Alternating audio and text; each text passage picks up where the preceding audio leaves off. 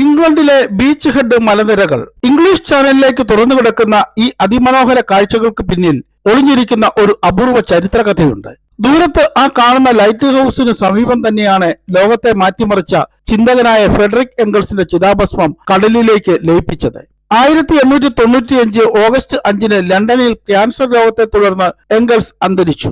മരിക്കുന്നതിന് മുമ്പ് തന്നെ അദ്ദേഹം ഒരു ആഗ്രഹം പറഞ്ഞു വെച്ചു. തന്റെ മൃതദേഹം ദഹിപ്പിച്ച് ബീച്ച് ഹെഡിന് സമീപം ഇംഗ്ലീഷ് ചാനലിൽ ഒഴുക്കണമെന്ന്. കാരണം ബീച്ച് ഹെഡിനോട് ചേർന്ന് കിടക്കുന്ന തീരനഗരമായ ഈസ്റ്റ് ബോൺ അദ്ദേഹത്തിന് അത്രമേൽ പ്രിയപ്പെട്ട ഇടമായിരുന്നു. ജീവിതത്തിന്റെ അവസാന വർഷങ്ങളിൽ അദ്ദേഹം ഇവിടെ പലതവണ താമസിച്ചു.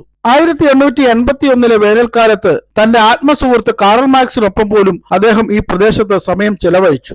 ആ ദിനങ്ങളിലെ ചർച്ചകളിലാണ് ലോക ചിന്തയെ തന്നെ സ്വാധീനിച്ച മഹത്തായ കൃതികളായ ഡയലക്റ്റിക്സ് ഓഫ് നേച്ചർ 1883 ഇത് origin of the family, private property and the state 1884 പ്രസിദ്ധീകരിക്കുവാൻ എംഗൽസിന് പ്രചോദനമായത്. അവസാനം 1895 ഓഗസ്റ്റ് 27 കാൾ മാർക്സിന്റെ മകൾ Eleanor Marx, Edward Aveling, Edward Bernstein, Frederick Lessner എന്നിവർ ചേർന്ന് ആ വിപ്ലവ ചിന്തകന്റെ ഭൗതിക അവശിഷ്ടം ബീച്ച് ഹെഡിന് സമീപം ഈ കടലിലേക്ക് സമർപ്പിച്ചു. ചരിത്രം ചിലപ്പോൾ കാറ്റുപോലെ കടന്നുപോകും, പക്ഷെ ചില കഥകൾ കടല് പോലെ എന്നും നിലനിൽക്കും. ഇത്തരം അറിയപ്പെടാത്ത കഥകളുമായി നമുക്ക് വീണ്ടും കാണാം. Sign off Suneesh Dan Thomas.